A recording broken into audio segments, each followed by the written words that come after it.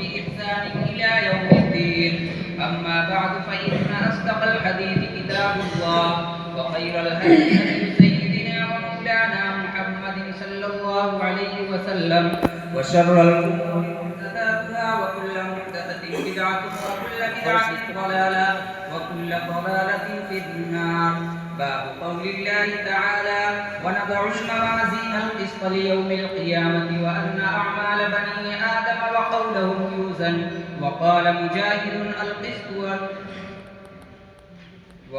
مجاهد القسطاس على عدل بالرومية، ويقال القسط مصدر المقسط وهو العادل، وأما القاسط فهو الجائر. حدثنا فضيلة الشيخ المفتي محمد أحمد الله الفولفوري أدام الله بقاءه وأكرمه في الدارين قال: حدثنا أبي فضيلة الشيخ المفتي محمد عبد الله الفولفوري تغمده الله بغفرانه ورفع درجته. وحدثنا فضيلة الشيخ مولانا عبد الرشيد السلطان فوري المظاهري أدام الله بقاءه وأكرمه في الدارين كلاهما قال: حدثنا الشيخ أمير المؤمنين في الحديث في عصره محمد يونس الجونفوري عن الشيخ محمد زكريا المهاجر المدني عن فضيلة الشيخ مولانا خليل أحمد المهاجر المدني وعن فضيلة الشيخ محمد يحيى الكاندلوي عن فضيلة الشيخ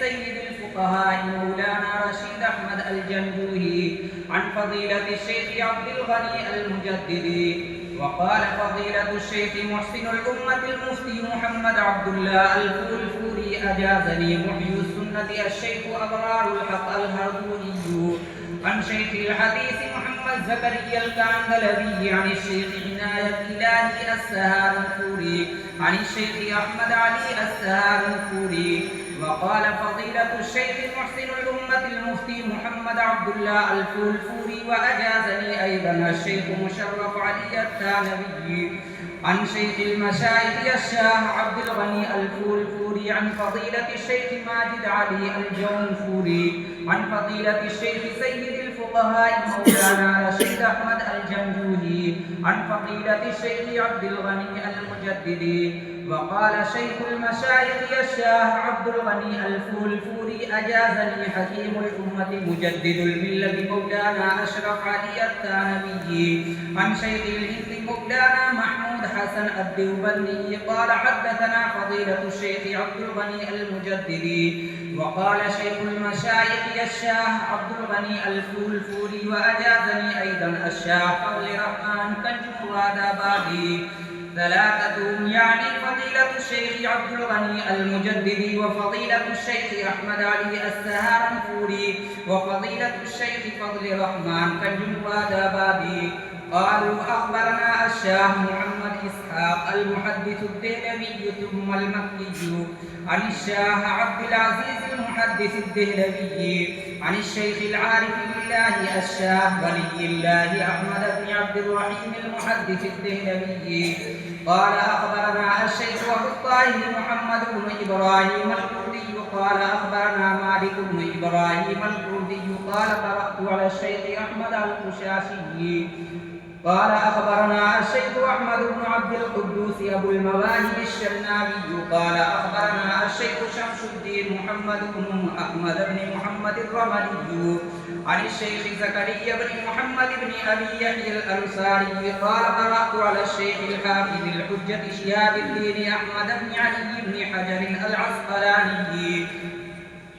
عن الشيخ إبراهيم بن أحمد التنوخي عن الشيخ أبي العباس الحجار بن أبي طالب عن الشيخ سراج الحسين بن المبارك عن الشيخ عبد الأول بن عيسى الهلبي عن الشيخ عبد الرحمن مظفر الداودي عن الشيخ عبد الله أحمد السرخسي عن الشيخ أبي عبد الله محمد بن يوسف الفربري عن الإمام الجليل الحافظ الحجة الجامع لصحيح البخاري أمير المؤمنين في الحديث أبي عبد الله محمد بن إسماعيل بن إبراهيم بن المغيرة بن بردزبة